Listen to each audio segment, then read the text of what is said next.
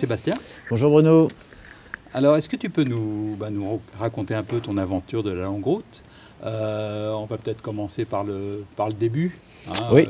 Allons-y par ordre chronologique. Ah oui. Un petit peu ton départ, et puis on s'était vu nous juste avant ton départ. Juste quelques jours avant, là, fin septembre. Là, donc je suis parti le 24 septembre. Oui.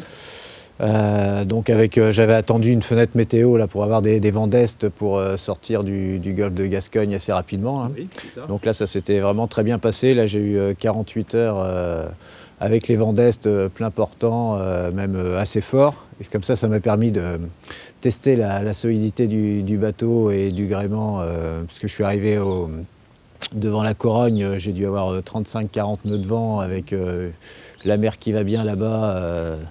Avec des beaux surfs, là j'ai fait mes premiers surfs à 20 nœuds là, avec le tri, c'était très impressionnant dans la nuit. En plus, comme j'étais pas sûr de mes pilotes, j'ai pu tester les pilotes, enfin le régulateur d'allure et puis les pilotes électriques pour voir ce qui fonctionnait un petit peu. Et donc en fin de compte, c'est le pilote électrique, là j'avais acheté un pilote électrique américain, là, le pélagique, juste avant de partir, que j'avais installé juste avant de partir, qui s'est révélé très fiable. Et donc il m'a contrôlé le bateau impeccable, parce qu'en fin de compte, là je me suis vite aperçu que les régulateurs d'allure dont on avait parlé avant de partir, avec le vent apparent du trimaran, ça fonctionnait pas bien, quoi. Et puis j'avais peur de partir un peu hautain avec, alors que avec les pilotes électriques c'était nickel. Donc on est arrivé au Cap Finistère en 48 heures et juste derrière le Cap Finistère, le vent est tombé, et après je suis arrivé dans des calmes. Justement, ça m'a permis de checker un peu tout le bateau, les pilotes. Et puis là, j'ai commencé à envoyer le SPI. Parce qu'après le Cap Finistère, j'ai pas eu. Je m'attendais à avoir plus de vent que ça, en fin de compte, jusqu'aux Canaries. Et ça a été très léger. Bon, calme. Voilà, ouais. Plutôt calme jusqu'aux Canaries. Donc je suis passé, je ne sais plus quelle île sur les Canaries. Là, j'ai pu faire quelques images. Et puis pareil, après les Canaries, je pensais avoir du vent entre les îles, et puis pas trop de vent dans la nuit, toujours sous SPI. Donc là, j'en ai profité pour faire du SPI. C'était très, très sympa, très agréable. En plus, il faisait beau, il faisait chaud. Le poteau noir, et le poteau noir, il a été un peu dur ou... Non, pas du tout. Enfin, 36 heures. J'ai juste eu un grain. Un grain, donc heureusement, je l'ai vu arriver de loin. Donc j'ai pris 3 riz et 3 riz trinquettes tout de suite en prévision, puis j'ai bien fait, quoi, puisque je me suis retrouvé au près là-dedans pendant 1 heure ou 2 là, oui. Et puis voilà, puis après c'était un peu des zigzags, et puis j'ai tout de suite récupéré l'Alizé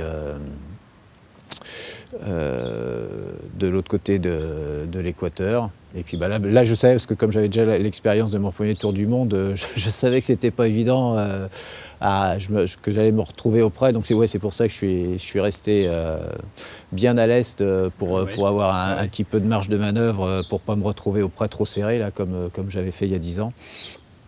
Et donc j'étais au bon plein, et puis plus je descendais au sud, plus ça accélérait le vent. Il y a eu 30-35 nœuds à des moments, donc ça tapait bien dur.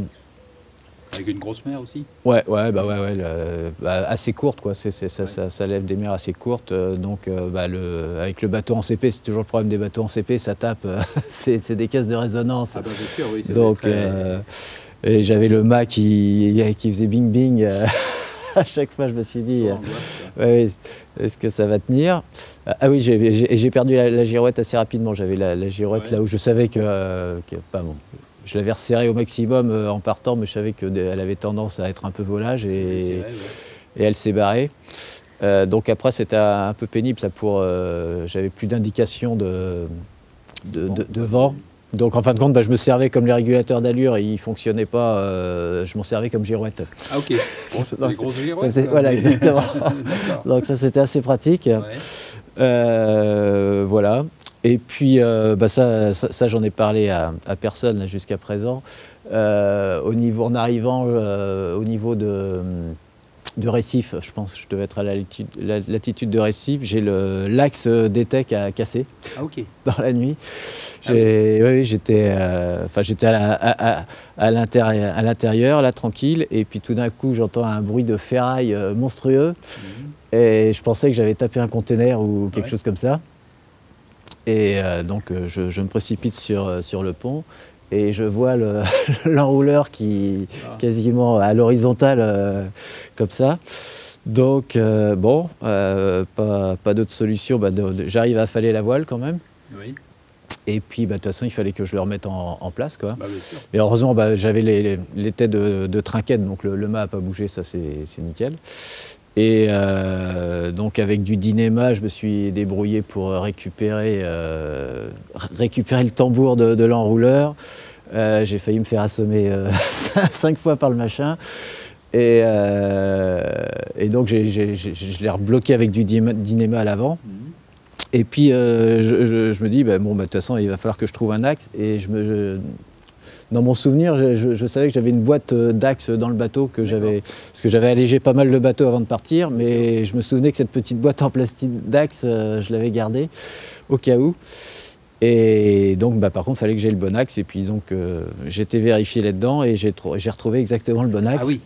Ouais, et j'ai pu, avec un coup de winch et de Dynéma, j'ai pu remettre ça en place, remettre mon axe et repartir, parce que sinon, ça s'arrêtait là. Oui, sinon, c'est pas évident. Sinon, c'était... c'est pas... Ah non, c'était le Brésil, et puis essayer de retrouver un axe, et puis c'était fini, quoi. Puisque de toute façon, je m'étais dit, de toute façon, si je m'arrêtais à terre, j'arrêtais la longue route, quoi, parce que moi, le tour du monde, je l'avais déjà fait avec escale. Ce qui m'intéressait là, c'était de le faire sans escale. Donc, si je m'étais arrêté au Brésil, c'était fini. Je ne sais pas ce que j'aurais fait après, quoi. Oui, bien sûr. Voilà. Okay. Et donc, après, redescendre de l'Atlantique Sud, tranquille, hein, ça c'est vraiment très agréable, l'Atlantique Sud. Là j'étais moins... Là, les vents commençaient à être plus portants. Donc ça devenait très agréable, donc respi, c'était vraiment super, les poissons volants, voilà, et quelques dauphins. Là j'ai dû apercevoir aussi une baleine, c'était très sympa. Et puis la première dépression, là, alors je ne sais plus exactement à quelle, vers le 30 sud, quelque chose comme ça. On avait vu qu'il y avait une dépression là, qui arrivait d'Argentine, là. Ouais. Et donc je me suis préparé pour la première dépression, et puis c'est bien parce que ça m'a permis de couper la route, de ne pas faire un grand tour jusqu'à Tristan d'Acunha, quoi. Donc j'ai pu faire direct sur le cap de Bonne-Espérance. Ouais. Et donc là il y a eu 30-35 nœuds. Donc nickel, là j'avais 3 riz trinquettes, là le bateau, c'est là que j'ai fait mes premières bonnes journées, là, à plus de 200 000 par jour. Oui. Et le bateau se comportait bien. Ouais, nickel, avec la grosse houle, vraiment avec le pilote, comme sur des rails, quoi. En plus, plus il accélérait le bateau, plus il était stable, quoi. C'est ça qui est plus avec la vitesse, c'était vraiment très sécurisant. Et comme si tu te souviens, il était quand même très très haut sur l'eau, aucune déferlante dans le cockpit, c'était j'ai vraiment parfaite sécurité, très et puis comme je restais toujours entre la poutre arrière et la poutre avant, avec les filets, vraiment aucun danger. Et puis à la fin, ça a duré 2-3 jours cette dépression-là. À la fin, là, il y a dû y avoir 45 nœuds, 45-50 nœuds. C'est toujours à la fin, c'est toujours avec la pluie, la pluie et tout. Et enfin nickel. Et par contre, après, je me suis fait piéger en arrivant sur Bonne-Espérance, 2-3 jours de Bonne-Espérance. Là, je suis tombé dans l'anticyclone. D'accord.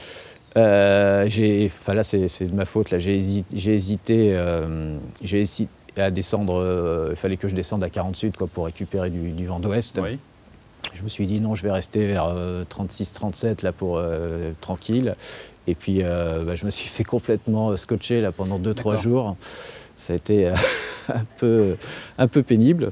Voilà, bon, de toute façon, je savais que derrière, il y avait des dépressions. J'étais juste devant moi, il y avait Manu Muros, là, justement, qui s'est fait coucher, lui. Oui, il s'est bien fait coucher, oui. Ouais.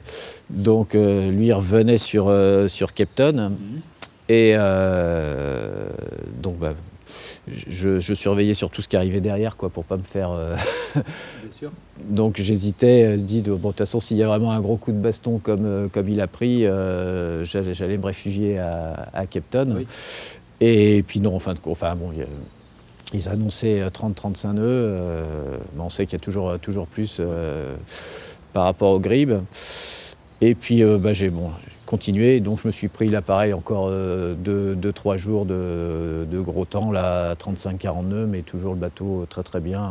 Et ça m'a dégagé de l'Afrique. Et derrière, j'ai pu remonter au nord sur 38 sud, là, oui. Et retrouver là, des températures agréables. Correct. Et après, toute la traversée de l'océan Indien, j'ai dû rester vers 38, je pense, entre 38 et 40. Et là, c'était l'été austral qui arrivait. C'était très Agréable. J'ai fait un petit crochet, là, je voulais voir l'île Saint-Paul, là, au milieu de l'océan Indien. Parce qu'il y a 10 ans, j'avais vu Amsterdam, là, et je ne connaissais pas Saint-Paul, donc je suis passé à 5000 de l'île Saint-Paul. C'était super, là, c'est un cratère dans la mer, et il y a un superbe mouillage à l'intérieur, sauf que je crois qu'aujourd'hui, on n'a plus le droit d'y aller, là, c'est une réserve naturelle. Et justement, je crois qu'il y a des pêcheries là encore qui ont des autorisations pour la langouste. Et il y avait un bateau au mouillage là juste devant là, qui surveille un petit peu l'entrée de tout ça. Là. Ah oui. Donc, et puis retour dans les eaux françaises puisque c'est des territoires français. Et puis donc j'ai continué sur l'Australie, le Cap Lewin. Et là, après le Cap Lewin, je savais, il y a toujours c'est la grande baie australienne, c'est jamais évident. Là, on risque de se prendre du vent dans le nez. Et effectivement, j'ai eu du sud-est, donc je suis remonté assez nord, là, vers 35 nord, je crois, vers l'Australie, pas très loin des côtes australiennes, en fin de compte. Et effectivement, sur les Gribes, parce que moi je pensais passer au sud de la Tasmanie au départ. Et parce que oui, en plus j'avais des problèmes de drisse. Il fallait que je monte dans le mât pour rechanger une drisse de génois rouleur qui avait cassé. D'accord. Comme j'avais 2 drisses de génois rouleur, j'en avais cassé une. Et donc, avant le Pacifique, je voulais remettre ma sécu au cas où. Ça bien, oui. Et donc, je voulais m'arrêter, tu sais, avant Hobart. Là, en Tasmanie, il y a des baies faciles là, pour mouiller, pour pouvoir. Parce que je voulais pas monter au mât en pleine mer. Là, je le sentais pas trop. Mais j'ai pas pu descendre, passer le sud de la Tasmanie parce qu'ils annonçaient pas mal de vent. Et puis moi j'étais très bien là au nord et j'ai regardé les Gribes et j'ai vu qu'il y avait une super fenêtre météo pour passer, pour enchaîner Bass Strait et Cook Strait. Donc j'ai continué dans le Bass Strait que je ne connaissais pas. En plus ça m'a permis de visiter un petit peu, de revoir un petit peu la terre. Donc là c'était très joli aussi. Et là tout auprès mais sur mer plate. Et donc le bateau était nickel à 8 nœuds. Là. Sympa, Donc en 24 heures j'ai passé le Bass Strait. Je suis sorti, je suis arrivé de nuit et je suis sorti la nuit suivante de l'autre côté. Et là c'était marrant parce que je savais qu'il y avait la Sydney Hobart qui démarrait juste là, je crois que c'était au niveau à Noël, là c'était le 24 ou le 25 décembre. Et je savais qu'il descendait, donc j'avais 85 bateaux là, qui m'arrivaient dessus. Oh là quand je suis sorti.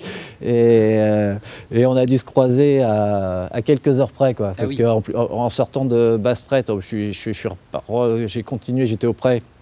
Je j'ai continué nord pour aller. Il fallait que je contourne l'anticyclone. Je savais qu'il y avait les vents d'ouest là-haut, là, pour récupérer les vents d'ouest pour aller sur la Nouvelle-Zélande. Et donc j'allais sur la flotte de la Sydney Hobart. Mais bon, non, j'en ai pas vu. Ça aurait été marrant, quoi. Côté, oui, ça aurait été marrant, surtout que, de toute façon, eux, ils sont en équipage, donc ils auraient fait. Je mettais toutes les lumières, ils auraient fait attention, je pense. Bien sûr. Et après, là, c'était vraiment, je crois que la meilleure navigation, là, c'est jusqu'à la Nouvelle-Zélande, là.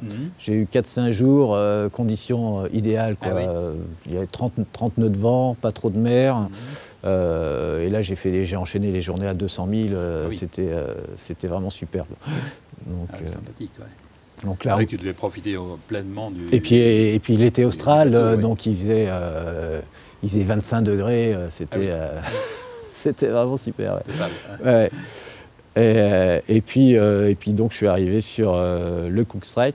Donc là, je savais que de toute façon, à l'entrée du Cook Strait, parce que je l'avais déjà appris il y a 10 ans, que j'allais me faire pas mal allumer. Là, il y a un effet Venturi, donc ça n'a pas raté. Donc ça, je savais. Donc j'avais préparé, pareil, 3 riz trinquettes. Je suis arrivé dans la soirée et pendant 3-4 heures, là, à fond les manettes là-dedans, avec la mer qui bouillonne dans tous les sens. Enfin bon, quoi, c'est comme en Bretagne. Hein. Oui, c'est ça, oui.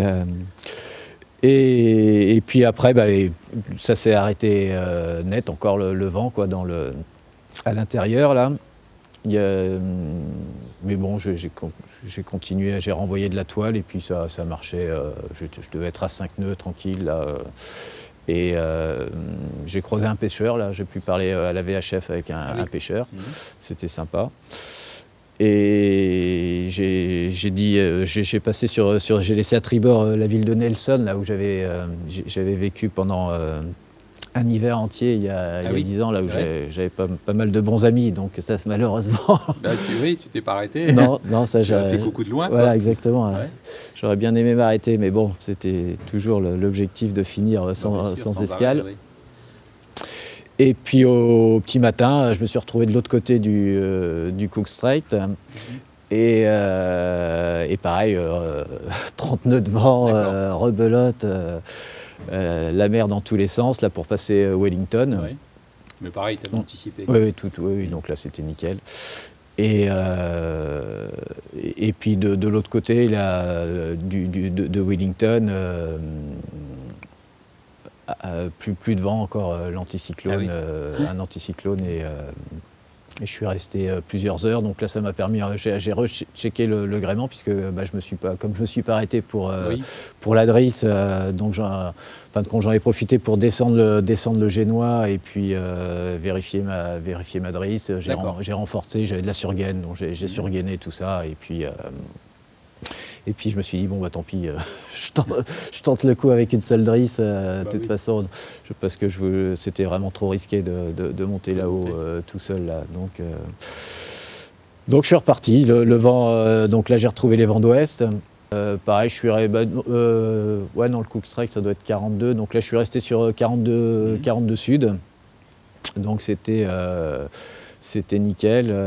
Pendant 15 jours, là ça a bien marché.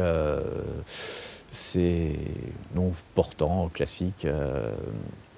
Après, là j'ai commencé à avoir quelques petits soucis techniques. Là j'ai eu la grand voile qui commençait à fatiguer un petit peu. Ouais. J'avais les coulisseaux, là j'avais pas mal de coulisseaux qui larguaient dans les empannages. Donc enfin, ça commençait à devenir un peu juste. Et puis je me suis retrouvé au milieu du Pacifique. Et là, j'avais rattrapé Fanch et Francis. Oui. Donc là, j'étais en... Oui, t'étais pas loin. Ouais, j'aurais envoyé des mails là, pour savoir un petit peu ce qu'ils comptaient faire, là. Et de toute façon, à un moment donné, il n'y a pas le choix, il faut descendre, il faut descendre vers le Horn. Bien sûr, oui. Donc, mais là, il y avait une très très grosse dépression, et puis derrière, les dépressions s'enchaînaient. Là, c'était un peu compliqué.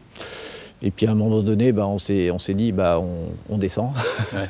De toute façon, il n'y a pas le choix, il faut y aller. Et donc là, on on est descendu là tous les trois là, direct sur le Horn. On s'est pris une première dépression. Donc là, celle-là, je l'ai pris juste avec 3 riz. Et j'avais affalé la trinquette devant parce qu'avec la trinquette, je partais en survitesse là, à plus de 20 nœuds. Là, ça commençait à devenir critique. Là. Donc avec 3 riz, j'étais quand même à 15 nœuds. Ah oui. Donc ça... bon. Donc j'avais difficile à maîtriser. Là. Ouais, c'était surtout le pilote, quoi. Fallait pas que le pilote fasse une connerie, quoi. Donc parce qu'un empannage, là, j'éclatais tout. Mais bon, ça c'est passé. La première est passée. Donc là, je me suis retrouvé à 50 Sud. Hein. Oui, ça a été assez rapide, là. Donc 50 Sud. Et là, j'ai rappelé Fanch et Francis, et eux, il y avait une troisième qui arrivait derrière, et eux, ils m'ont dit on remonte, nous, on laisse passer celle-là. Ah oui. Et là, j'étais à 1500 milles du Cap Horn, j'avais calculé avec ces vitesses-là, j'étais à moins d'une semaine, quoi. Je me suis dit, de toute façon, maintenant, je suis là. En plus, il recommençait à faire très froid, les conditions étaient... Et puis bon, de toute façon, il fallait y aller. Donc j'ai continué. Là, j'ai affalé la GV, j'ai laissé juste la trinquette. Et j'étais à 10-12 nœuds juste avec la trinquette. Donc je me suis pris le nord-ouest, comme d'habitude, quand les dépressions arrivent, tu te prends d'abord un coup de nord-ouest, donc il y a dû y avoir 40 nœuds là. Et puis là, la mer est devenue énorme.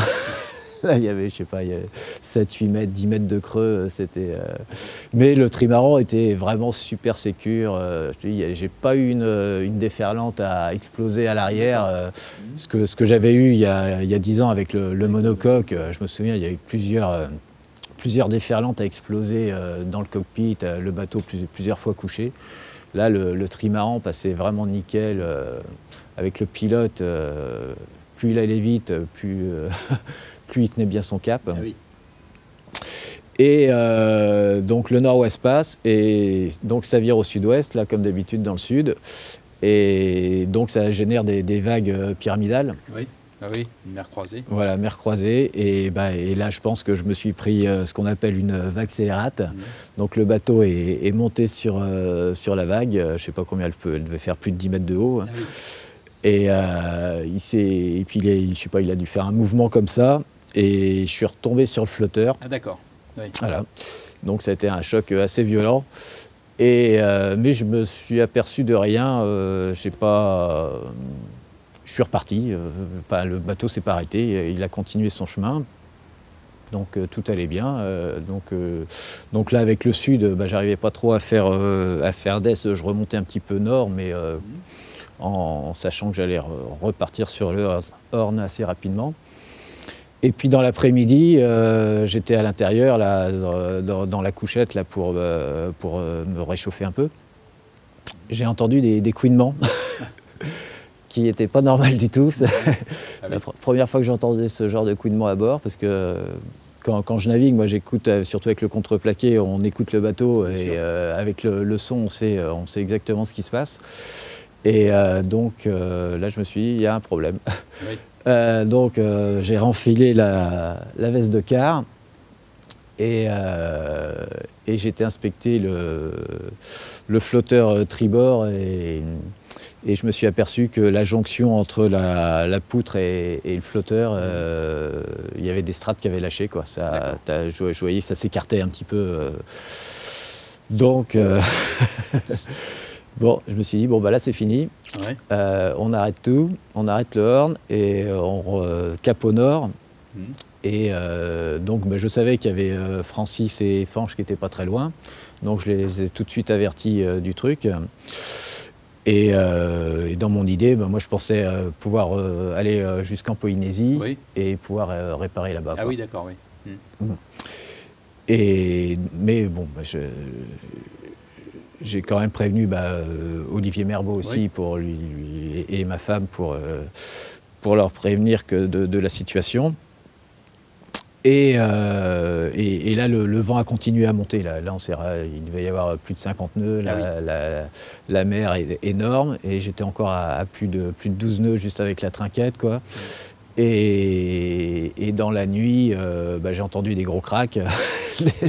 Donc là, je suis ressorti sur le pont et j'ai vu le flotteur qui commençait à faire ça, qui commençait à se libérer tout seul. Donc là, c'était encore plus terminé. Là. Donc j'avais la balise de détresse. Je dis, bon, voilà, j'ai pas hésité, j'ai appuyé sur la balise de détresse.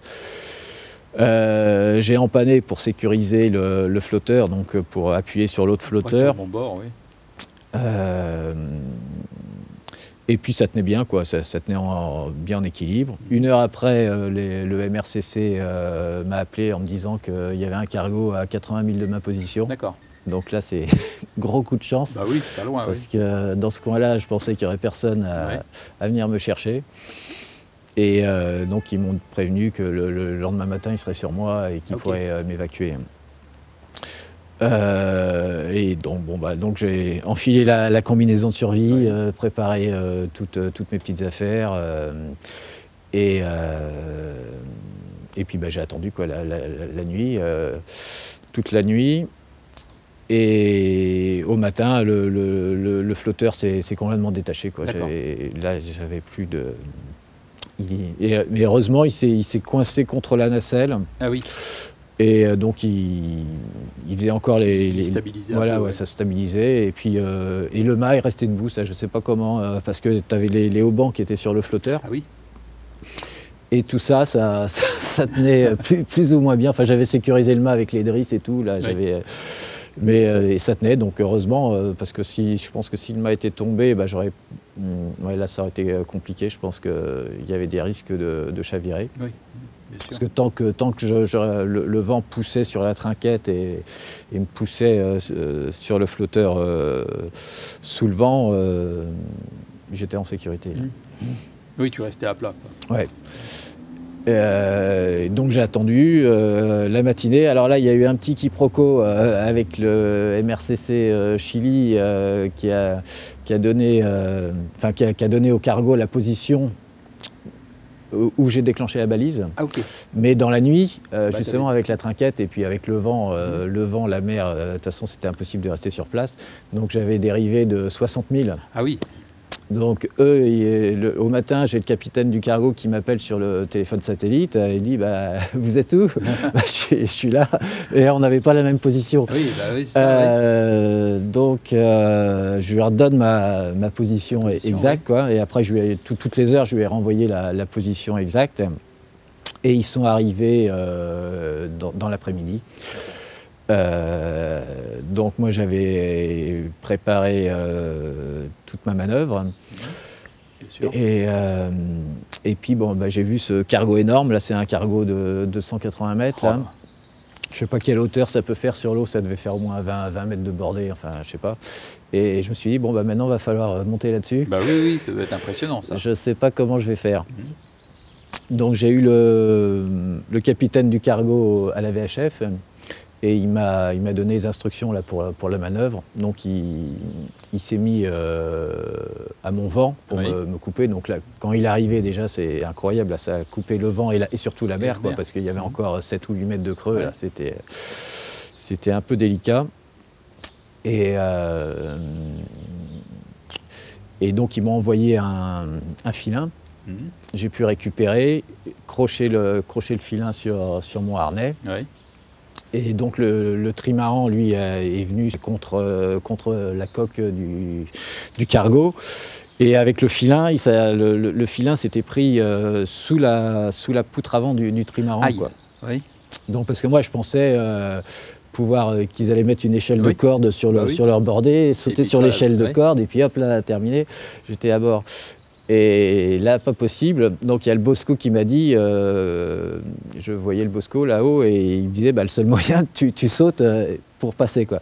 Sauf le truc, en sautant, le risque, c'était que je me fasse écrabouiller entre la coque du cargo et le trimaran. Quoi.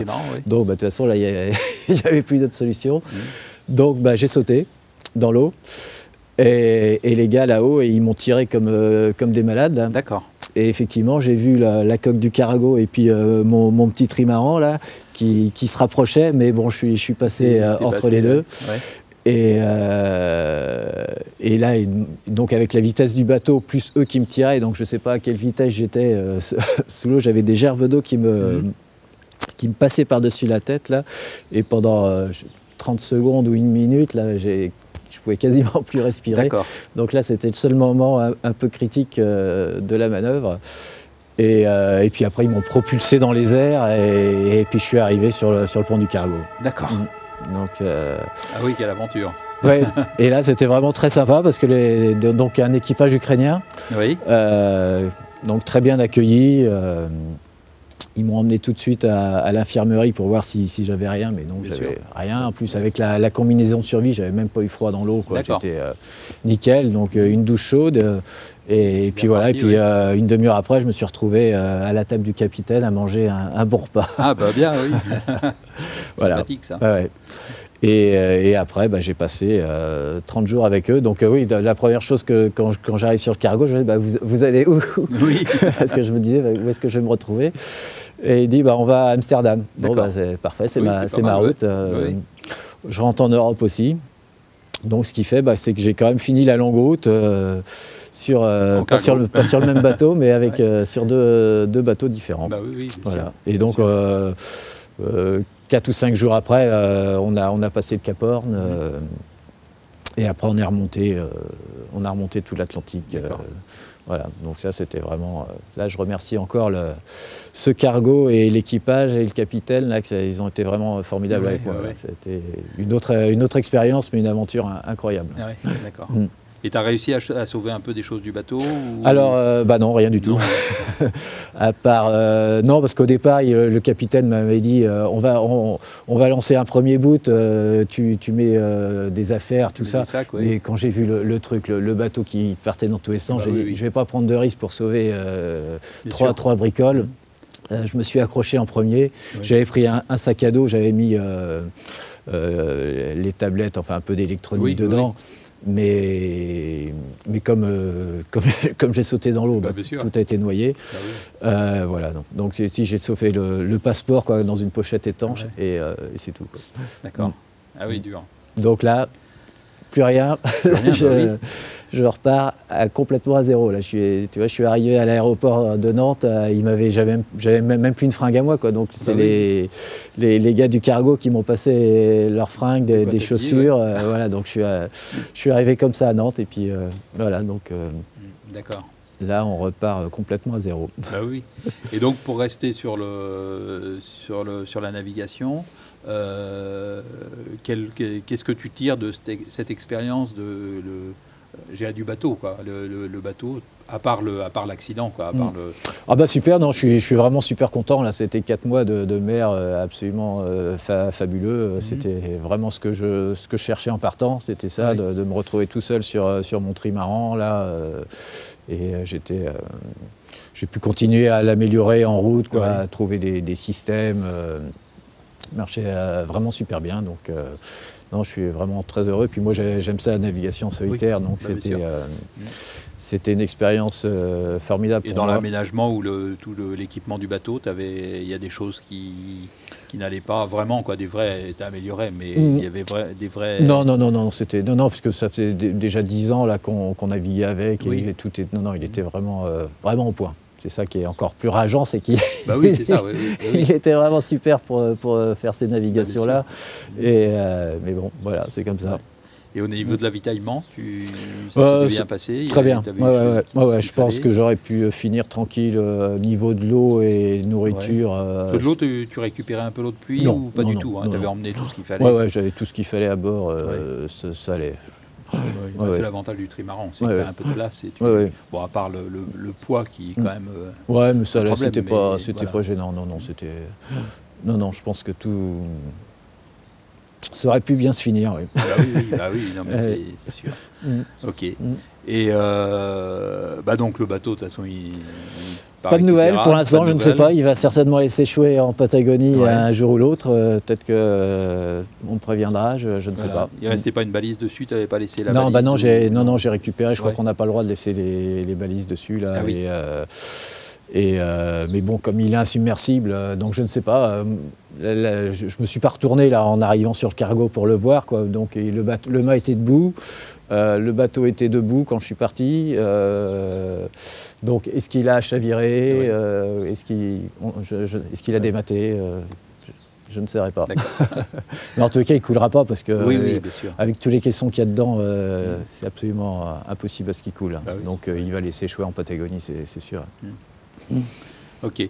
Et toi, maintenant, comment tu te sens après cette aventure? Ça fait quoi? Ça fait un mois que tu es rentré à peu près? Ouais, c'est ça. Ça fait. Donc, ce qui est bien, c'est que donc c'était 2 mois. Deux mois de l'accident. Et donc, ce qui est bien, c'est que j'ai eu la phase de transition sur le cargo, quoi. Ça m'a permis de réfléchir à tout ça et puis de tourner la page. Donc, quand je suis arrivé à Nantes, là, c'était déjà derrière moi. Et puis là, en revenant ici, sans bateau, j'avais plus trop de choses pour m'occuper. Donc, comme j'avais pris un congé sabbatique là, dans mon entreprise, j'ai demandé si je pouvais recommencer à travailler tout de suite. Donc, ils m'ont repris. Donc là, j'ai repris, ça fait 3 semaines que je retravaille. Là, comme ça me change un peu les idées, ça m'évite de penser à tout ça. Et puis comme ça va permettre d'avoir les moyens pour reconstruire un nouveau bateau. Là. Voilà. Donc les projets d'avenir? Maintenant c'est reconstruction d'un nouveau bateau et puis pour un nouveau départ. Voilà. Et l'envie d'y retourner, quoi, de refaire un tour ou... Oui, un tour du monde, mais alors ça ne sera pas sans escale là. D'accord. Parce que, non, en fin de compte, je me suis aperçu, c'est bien de naviguer comme ça, mais c'est pas vraiment mon truc non plus. Moi j'aime bien être voir les côtes, enfin naviguer. Trouver des mouillages, des choses comme ça. Visiter un petit peu. Et puis visiter. C'était très frustrant là, de passer en Tasmanie, en Nouvelle-Zélande sans s'arrêter. Là, c'était extrêmement frustrant. Donc c'est repartir un nouveau bateau et puis repartir visiter le monde. Mais en s'arrêtant. Et alors un tri ou un monocoque plutôt on va essayer de faire un catamaran ce coup-ci. Comme ça, on aura fait la trilogie totale. Là. D'accord. Et tu as déjà une idée du j'ai bateau, quelques idées, mais pour l'instant, c'est rien de très précis. Non, il n'y a rien. Là, j'attends. Même type de taille ou... Oui, après, ça va être le budget, quoi. C'est toujours le problème. Ça va être le budget, donc il va falloir trouver l'argent nécessaire pour faire tout ça. Et puis, ce qui sera sûr, ça sera du contreplaqué époxy, ça c'est évident. Mais le reste... à déterminer. Tout est permis. Voilà, exactement. D'accord. Et ton épouse, comment elle a vécu ça, elle? Je crois que ça a été le plus dur, c'était pour elle, quoi, parce que moi, comme je te dis, je me suis jamais senti en danger. Moi, j'étais dans l'action, c'était impeccable. Par contre, c'est elle qui a été obligée de gérer tous les secours et donc ça a dû être moins évident. Là, je pense qu'il y a eu une trentaine d'heures pas évidentes là, tant qu'on lui dise ça y est, votre mari est en sécurité sur le cargo. Voilà. C'est vrai que de loin, on ne sait pas ce qui se passe. Non, je pense que c'est vraiment pas... Tu arrives à communiquer quand même avec elle ou... Après, sur le cargo, sur le... Oui, mais pendant l'accident. Je l'ai appelé dès que ça s'est passé, puis après après ça a été juste quelques petits messages, et après en arrivant sur le cargo, j'ai pu envoyer des mails, quoi, voilà, c'est tout. Ok, Sébastien, je vais te remercier. C'est moi, Bruno, merci beaucoup. Non. Mais comme d'habitude, il se remet à pleuvoir. Mais bon, c'était bien sympathique. Et puis, de toute façon, on va suivre un petit peu tes projets derrière. Et puis voilà. Puis on te souhaite de pouvoir rebondir sur plein d'autres choses et plein de navigations, bien sûr. Merci. Ok, merci bien. Merci.